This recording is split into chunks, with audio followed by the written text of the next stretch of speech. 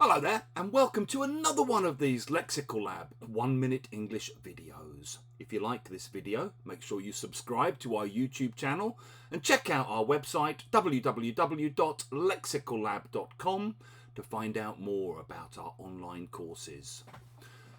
Last week in one of my classes, a student revealed that she'd just come back from a very relaxing and much needed 1-week break out in the countryside.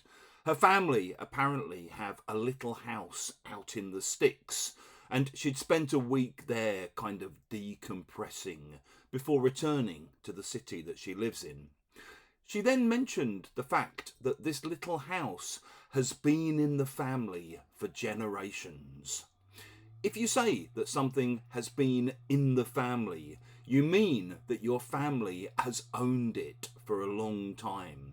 So, maybe if you're one of those lucky people whose parents have left them things in their will, you might, for example, own a 1962 E-Type Jaguar that's been in the family since it was brand new.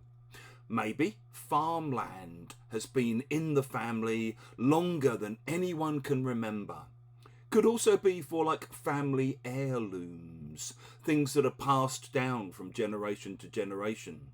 So maybe in your house you have a painting or a grandfather clock or a piece of jewellery that's been in the family for 5 generations, handed down from generation to generation. It's also sometimes used to talk about family-run businesses. So, for example, out in the East End of London in Bethnal Green, there's a lovely little cafe called Police's, which has been in the Police family for over 100 years now. If you've enjoyed this video, please do click the like button. Please share it on social media with your friends, your students, your colleagues, and in the comments section below. We'd love to see examples of how you might use in the family.